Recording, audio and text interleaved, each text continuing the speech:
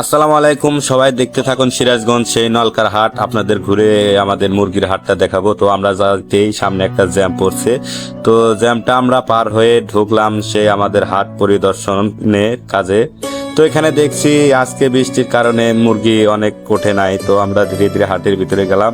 তো মুরগির দাম এই হাটে অনেক কম পাওয়া যায়। সবাইকে আমি দেখাচ্ছি। আমরা অনেকক্ষণ এদিক সেদিক ঘোরাফেরা করে আমরা চলে গেলাম। অনেক হাঁস মুরগি এখানে আইছে। তো আমরা প্রথমে একটা চাচার কাছে গেলাম। তো চাচা আমাদের দিকে কেমন করে জানি চাই হয়েছে। তো আমার বন্ধু একটা মুরগি নেবে, তো বন্ধু মুরগিটা হাতে নিয়ে ওজন করে দেখতেছে। তো চাচাকে বললাম, চাচা মুরগির দাম কত? চাচা বলল 600 টাকা। তো আমরা 250 টাকা মুরগির দাম বলছি, কারণ আজকে বৃষ্টি হয়েছে তো মুরগির দাম একটু কম। তো আসলে এই হাটে অনেক কম পাওয়া যায়। তো চাচা বলতেছে 250 টাকা মুরগি দেওয়া হবে না। তো আমরা তখন থেকে চলে গেলাম এক কবিতরের হাটে। কবিতর হাটে যায় দেখি অল্প কিছু কবিতর আছে, একটা ভাই কিনতেছে। তো আমরা ক্যামেরা দেখে ভাইটা চলে।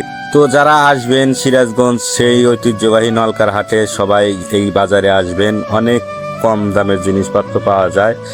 তো এখানে আজকে বৃষ্টির কারণে হয়নি। সবাই ভালো থাকবেন, ধন্যবাদ।